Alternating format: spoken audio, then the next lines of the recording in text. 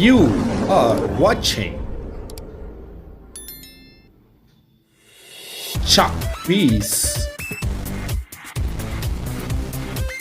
Academy. Chalk Piece Academy. Design your future. English coaching, YouTube, WhatsApp and live.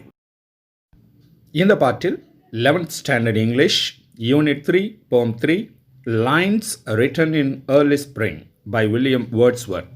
எப்போதும் உங்களுடன் Chalk Piece Academy. Design your future. Dear students, இன்னைக்கு நம்ம இந்த பாட்டில் பார்க்க போகிறது Unit 3, Poem Lines Written in Early Spring, written by William Wordsworth. William Wordsworth எழுதின இந்த போம் பற்றி தான் இதில் நம்ம பார்க்க போகிறோம். அந்த தலைப்பு என்ன அப்படின்னு பார்த்தீங்கன்னா, வசந்த காலத்துக்கு முன்னதாக இருக்கக்கூடிய அந்த காலத்தை பற்றி எழுதப்பட்ட ஒரு கவிதை இது.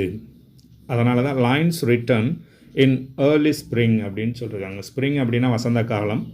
ஸோ ஏர்லி ஸ்ப்ரிங் அப்படின்ற பொழுது முன் வசந்த காலம் அப்படின்னு சொல்லலாம். அந்த வசந்த காலத்துக்கு முன்னாடி இருக்கிற காலம், அப்பொழுது எழுதப்பட்ட கவிதை இது.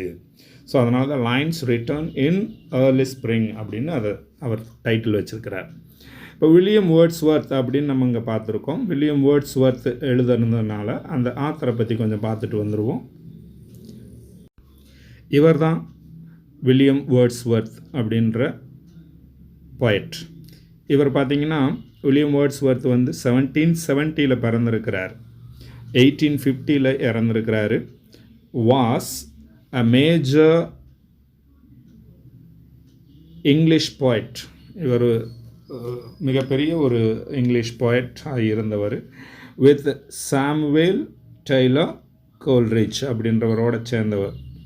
இவர் வந்து சாமுவேல் டெய்லர் கோல்ரிட்ஜ் அப்படின்றவரோட சேர்ந்து இவர் வந்து வேலை பார்த்துருந்துருக்கிறாரு. ஹெல்ப்டு டு லான்ச், அவரோட சேர்ந்து லான்ச் பண்ணியிருக்கிறாங்க, அதாவது வெளியிட்டிருக்கிறாங்க the romantic age in English literature.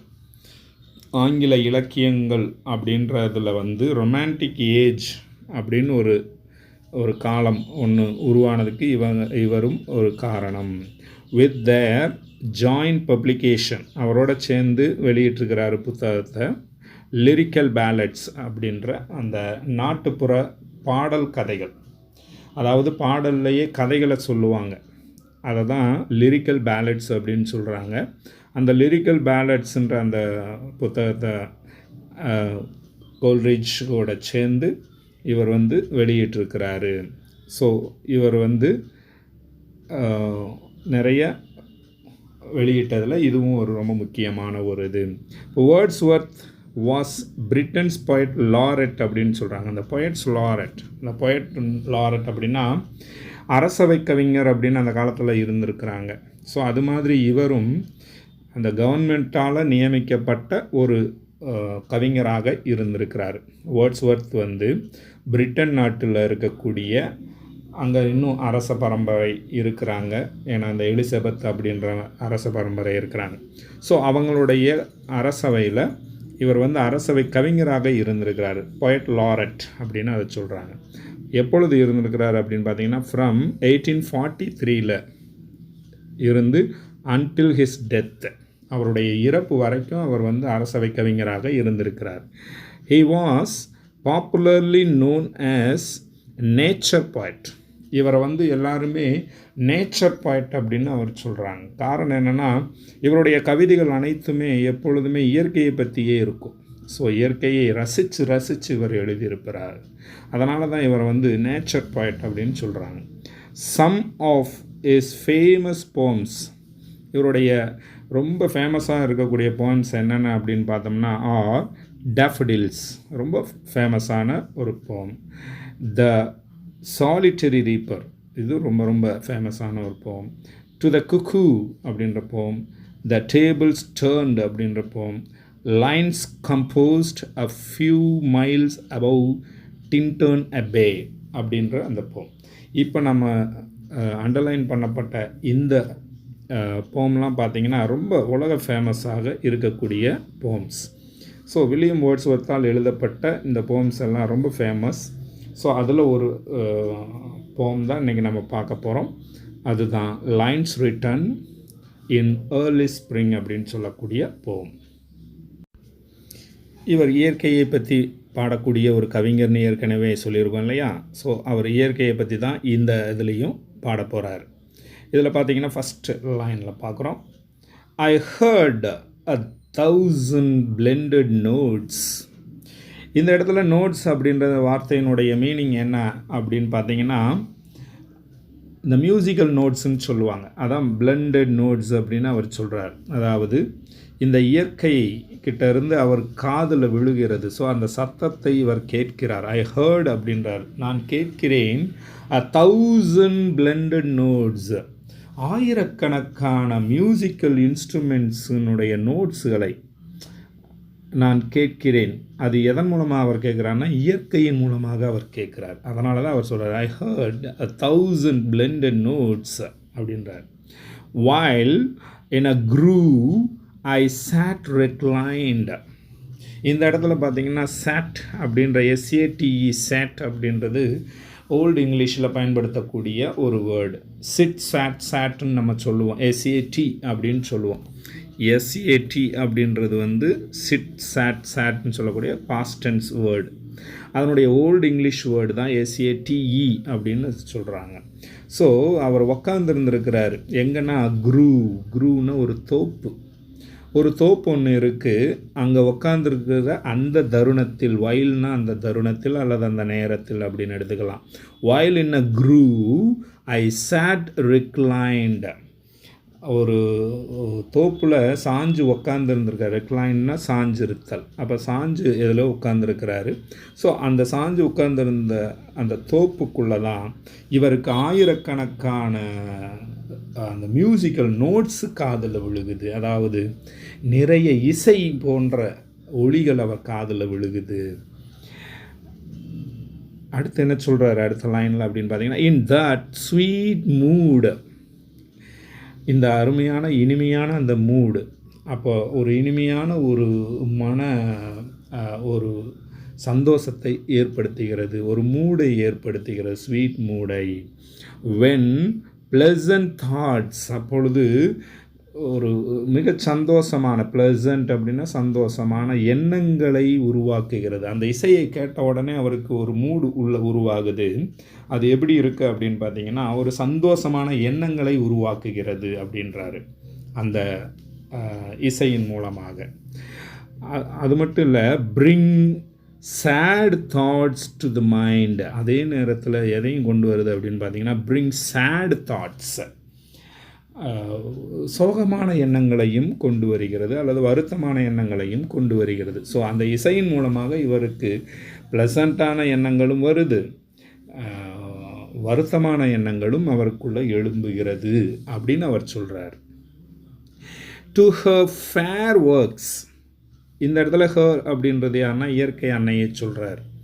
So நம்ம இயற்கையை அன்னைன்ற வடிவத்தில் தான் பார்க்குறோம். அவருமே இந்த உலகமே இயற்கையை அன்னைன்ற வடிவத்தில் தான் பார்க்குறாங்க, அம்மான்ற வடிவத்தில் தான் பார்க்குறாங்க. So to her fair works, அவளுடைய மிக அழகான இந்த படைப்பு, இந்த ஒர்க்ஸ்னால் அவள் செய்த இந்த படைப்பு, ஃபேர்னா அழகுன்னு நம்ம சொல்லுவோம். ஸோ இந்த அழகான இந்த படைப்புகளில் டிட் நேச்சர் லிங்க், இந்த இயற்கைன்ற இந்த அன்னை நம்ம கூட லிங்க் ஆகுது. இந்த இயற்கைன்ற தாய் நம்மளோட லிங்க் ஆகுறா. எப்படி லிங்க் த ஹியூமன் சோல் அப்படின்றார். இந்த மனிதனுடைய ஆத்மா கூட அல்லது உயிர் கூட, ஆத்மா அல்லது உயிர்னு எடுத்துக்கலாம், மனிதனுடைய ஆத்மா அல்லது உயிருடன் இணைக்கப்படுகிறாள் அப்படின்னு சொல்கிறார். that through me ran, அது என்னும் அந்த இயற்கை எப்படி மனித உசுருக்குள்ளே நுழைகிறதோ அதுபோல் எனக்குள் அது ஓடுகிறதுன்றார். த்ரூ மீ ரேன்னா ஓடியது அப்படின்னு சொல்கிறாரு. த்ரூ மீ, என் வழியாகவும் அது ஓடுகிறது. ஸோ அந்த இயற்கையை அவர் பார்த்து அப்படி ரசிக்கிறார், வேறு ஒன்றும் கிடையாது. அப்படி ரசித்து அவர் சொல்கிறாரு. ஸோ அந்த to her fair works did nature link the human soul that through me ran அப்படின்ற and much it grieved அப்படின்னா வருத்தத்தை ஏற்படுத்துவது. அது மட்டும் இல்லாமல் இந்த இயற்கை எனக்கு எதை ஏற்படுத்துகிறதுனா grieved வருத்தப்பட வைக்கிறது. என்ன யாரை அப்படின்னா மை ஹார்ட் என்னுடைய ஹார்ட்டை வருத்தப்பட வைக்கிறது, என்னுடைய இதயத்தை வருத்தப்பட வைக்கிறது, என்னுடைய மனசை வருத்தப்பட வைக்கிறது. To think what man has made of man. இந்த இடத்துல மேன் அப்படின்ற வார்த்தை கேபிட்டல் லெட்டரில் இருக்குது. அதே மாதிரி லாஸ்ட்டில் ஒரு மேன்ன்ற வார்த்தை கேபிட்டல் லெட்டரில் இருக்குது. இப்போ ஃபஸ்ட்டு மேனுடைய மீனிங் என்னென்னா மனிதன். What man has made of man. இந்த ஆஃப் மேன்ற இந்த கடைசி 2 வார்த்தைகளுடைய மீனிங் என்னென்னா மனித குலத்திற்கு அப்படின்ற மீனிங். அப்போ வாட் மேன் ஹேஸ் மேட், இந்த மனித குலத்துக்கு செஞ்சது என்ன அப்படின்னு கேட்குறான்.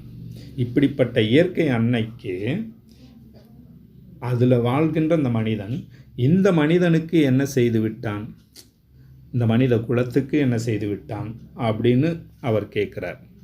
ஸோ இந்த ஃபஸ்ட்டு ஸ்டான்ஸாவில் பார்த்தீங்கன்னா அவர் இயற்கையை ரசித்து சொன்னதோடு மட்டுமல்லாமல் மனித குலத்திற்கு என்ன செய்திருக்கிறான்னு தெரியுமா அப்படின்ற மாதிரி நம்மளை பார்த்து கேட்குறார்.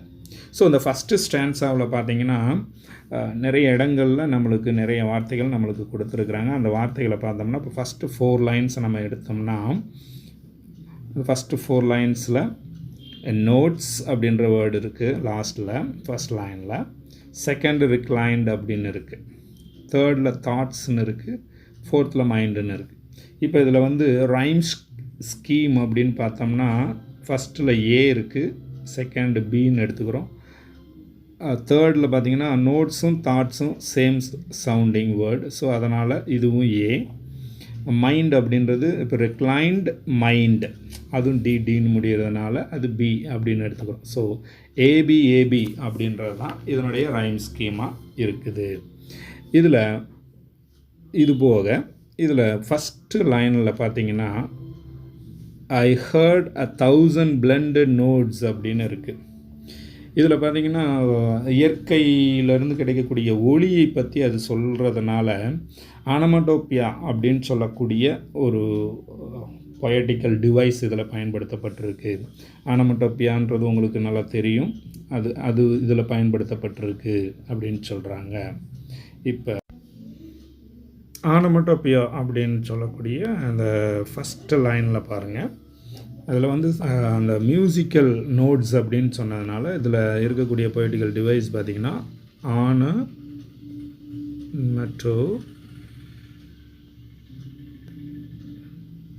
POEIA அப்படின்னு சொல்லக்கூடிய ஆனமடோப்பியா அப்படின்னு சொல்லக்கூடிய ஒரு டிவைஸ் பயன்படுத்தப்பட்டிருக்கு. ஸோ இதை தெளிவாக பார்த்து வச்சுக்கோங்க. அடுத்து நம்ம ஆல்ரெடி சொல்லிட்டோம், நம்ம என்ன பயன்படுத்தியிருக்கோம் அப்படின்றத ஆல்ரெடி நம்ம பார்த்துருக்கோம். அதில் நம்ம ரைம் ஸ்கீம் சொல்லியாச்சு, ஏபி. ரெண்டாவது லைனில் பார்த்தோம்னா லிங்க் அப்படின்ற வேர்டு இருக்குது. ரேன், திங்க், மேன் அப்படின்னு இருக்குது. இதுலேயும் பார்த்தீங்கன்னா ஏபி, திரும்ப ஏபி. ஸோ இதனுடைய ரைம் ஸ்கீம் பார்த்தீங்கன்னா ஏபி அப்படின்னு இருக்குது. உங்களுக்கு எங்கள் சேனல் பிடித்திருந்தால் உடனே சப்ஸ்கிரைப் செய்து கொள்வீர் மற்றும் அருகிலுள்ள பெல் பட்டனையும் அழுத்தி உங்களுக்கு எங்கள் பாடங்களை தொடர்ந்து பெற்றுக்கொள்வீர். மீண்டும் அடுத்த பாட்டில் சந்திப்போம். என்றும் உங்களுடன் chalk piece academy, design your future.